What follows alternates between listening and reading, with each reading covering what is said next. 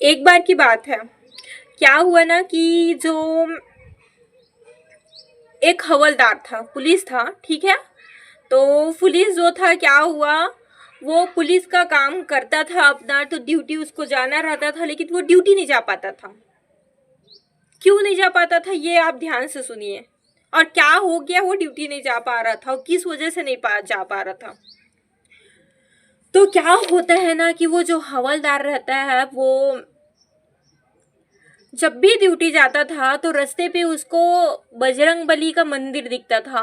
हमारे जो हनुमान जी है उनकी मंदिर, हनुमान जी की मंदिर के पास जैसे ही वो आंखें देखता, मुड़ के ऐसे जाके वहां पे वो समाधि लगा के बैठ जाते थे। घंटों वो समाधि लगा के बैठ जाते।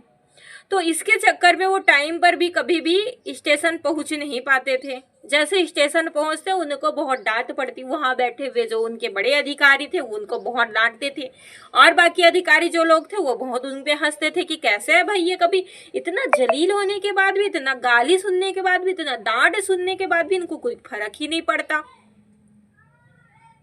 एक भी फर्क नहीं पड़ता, ये फिर भी क्या करता है, लेट से ही आता है। तो एक बार क्या हुआ है, ऐसी बार बार उनके करने से, लेट पहुंचने से, और वहां वो समाधि लगा के बैठ जाते थे। तो ऐसे तो काम उनका चलने वाला नहीं था। जो बड़े अधिकारी थे वो सीधा उनको बोलते हैं कि अब तुम्हें नौकरी से बाहर निकाला जाएगा, ऐसा काम करते रहोगे आप तो फिर क्या होता है, जो वो रहता है वो सोचता है कि नहीं, अब तो मुझे हनुमान जी की तरफ देखना ही नहीं है, बजरंगबली की तरफ देखना ही नहीं है भाई, मेरा जॉब भी है, और मैं ऐसे बार बार उनके तरफ देखूंगा, समाधि लेके बैठ जाऊंगा, तो फिर तो मेरा जॉब चला जाएगा, मेरा घर परिवार भी है, कैसे बनेगी जिंदगी।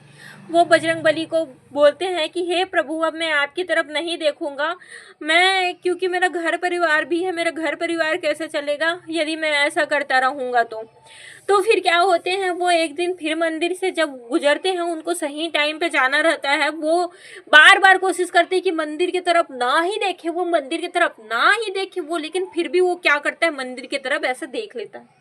जैसे ही वो मंदिर की तरफ को देखते हैं, मंदिर की तरफ देखने के बाद वो मंदिर फटाक से पहुंच जाते, जाके फिर समाधि में लीन।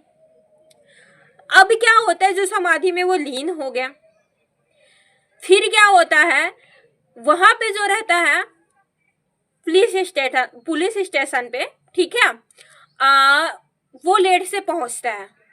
अब वो डरा रहता है, सोचता है अब तो मेरे को नौकरी से निकाल दिया जाएगा, मेरा क्या होगा। यही आश्चर्यजनक मोड़ आ जाता है, यही आश्चर्यजनक, उसको नौकरी से नहीं निकाला जाए, क्यों, ध्यान से सुनो। तो जो वहां पे रहते हैं ना बड़े अधिकारी, वो बताते हैं, अरे, वो जाके बोलते हैं अब मुझे नौकरी से निकाल दो, आज तो मैं फिर लेट हो गया, मैं तो नहीं कर सकता जॉब। ये रोने लग जाते हैं वो जो रहते हैं वो, ठीक है, पुलिस। तो वो बोलता है मैं नहीं कर सकता जॉब, मैं सच में लेट हो जाता हूँ। बोलते भगवान आपने तो मेरा नैया बेड़ा पार कर दिया, मैं नहीं देखूंगा बोल रहा था और मेरे साथ यही क्या कर दिया, मेरे को फिर समाधि में लीन करवा दिया।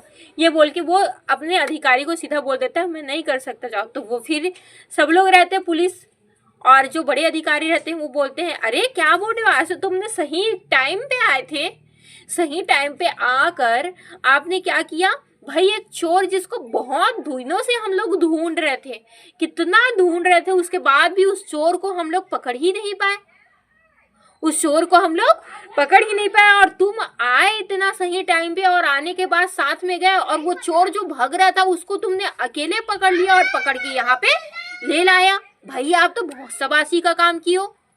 वो बोलते हैं अरे मैंने तो कुछ नहीं किया, मैंने तो कुछ नहीं किया।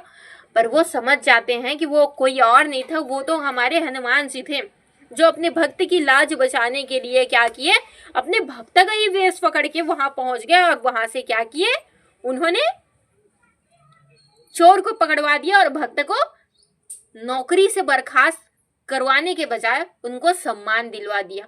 तो भगवान पे जब इंसान भरोसा रखता है ना, तो भगवान उनकी बड़ी से बड़ी संकटें दूर कर देता है। इसलिए हमेशा भगवान पे भरोसा रखो और प्रेम से बोलो जय श्री राधे कृष्णा, जय सीताराम जी। और thanks for watching my dear YouTube family member.